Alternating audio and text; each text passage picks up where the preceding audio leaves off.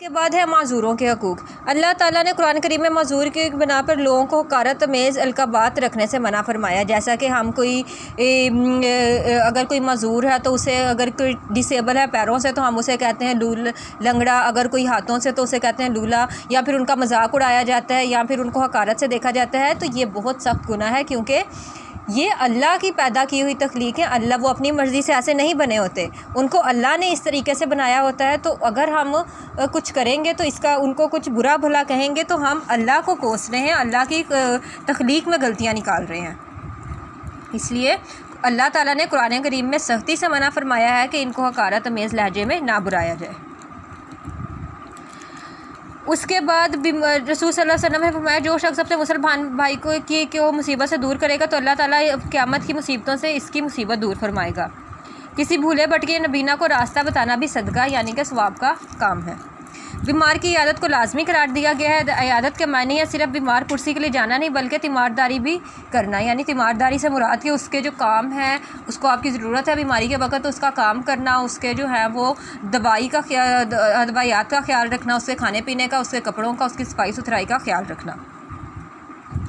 اسی طرح معذوروں سے کوئی ایسا کام نہ لیا جائے جو ان کے لیے تنگی اور حرج کا باعث ہو۔ سورۃ فتح میں اللہ تعالیٰ نے خود فرما دیا کہ ان کے ساتھ اتنی ہارڈ ورکنگ نہیں کروانی، ٹھیک ہے نا، یعنی کہ لنگڑے، نابینا اور مریض کا نام لے کر کہا گیا ہے کہ یہ جہاد میں شمولیت نہ بھی کریں، ٹھیک ہے نا، یعنی کہ ان کی جہاد میں شمولیت لازمی نہیں ہے۔ تو جب اللہ نے خود قرآن مجید میں ان پہ یہ کہا ہے کہ ان کے ساتھ نرمی کا معاملہ فرمائیں، تو اگر ہم اللہ کی نافرمانی کریں گے تو یہ بہت بڑا گناہ ہوگا۔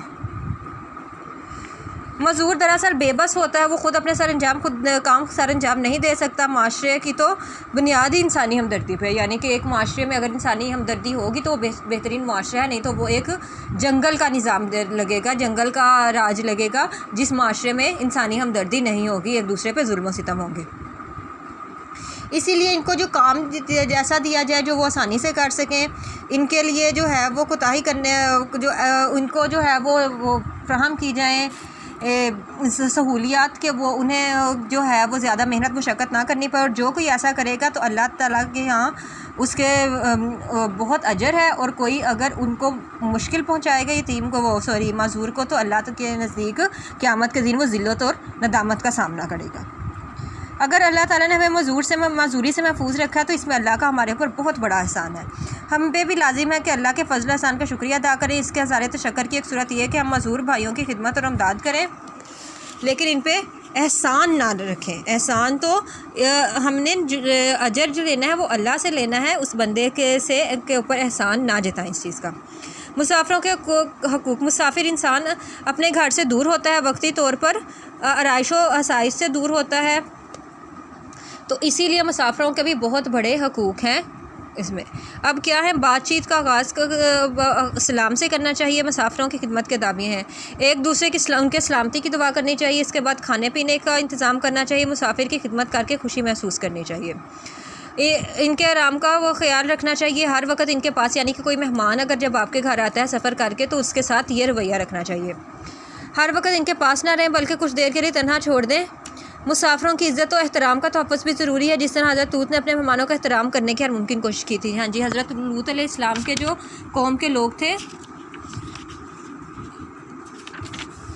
وہ چاہ رہے تھے کہ حضرت لوط علیہ السلام کے پاس اللہ نے فرشتے بھیجے تھے مہمان بنا کر، اور ان کا کام یہ تھا کہ حضرت لوط علیہ السلام کی قوم پہ عذاب نازل کرنا، لیکن ان کی قوم جو ہے وہ ذرا شرارتی قسم کی تھی، ان کے ذہن اتنے صاف نہیں تھے، تو وہ کیا کرتے تھے، ہر کسی کو تنگ کرتے تھے، ہر بستی میں نئے آنے والے شخص کو تنگ کرتے تھے۔ تو انہوں نے یہ جو حضرت لوط علیہ السلام کے فرشتے انسانوں کی شکل میں مہمان بن کے آئے تھے تو انہیں بھی تنگ کرنے کی کوشش کی، لیکن حضرت لوط علیہ السلام نے ان کی عزت کی حفاظت ہر ممکن طریقے سے کی۔ قرآن کریم نے صدقہ و مصارف میں ایک مصارف ابن سبیل یا راہگیر کو بھی مسافر قرار دیا، یعنی کہ صدقہ خیرات جو ہیں ہم مسافروں کو بھی دے سکتے ہیں، چاہے وہ کتنا امیر ہو، لیکن اسے اس کی ضرورت ہوتی ہے جب وہ سفر میں ہوتا ہے۔ سفر پر روانگی کے وقت تک مسافر کو تھوڑی دیر تک چل کر دعاؤں کے ساتھ رخصت کریں، یعنی کہ اس کو جب وہ آپ کے گھر سے کوئی مہمان جا رہا ہو تو اس کے ساتھ آپ اگر مرد ہیں تو ان کو چاہیے کہ بس اسٹیشن تک یا بس اسٹینڈ تک چھوڑنے جائیں، اور اگر خواتین ہیں تو دروازے تک تو مسافر کو لازمی چھوڑنے جائیں۔ واپسی مسافر سے واپسی پر سفر سے واپسی پر مسافر کا استقبال کرنا بھی اچھی بات ہے. اور جب کوئی آپ کے گھر سفر سے لوٹ کر آئے یعنی کہ کوئی مسافر سفر کر کے آئے تو اس کا بھی آپ احسن طریقے سے استقبال کریں. یہ بھی اللہ کے نزدیک بہت بڑی بات ہے. تو اس کے بعد بچوں اس کی ایکسرسائز آ جاتی ہے. آپ نے اس کی ایکسرسائز کرنی ہے. اگر آپ کو اس میں کوئی بھی مسئلہ ہو تو آپ ہم سے پوچھ سکتے ہیں.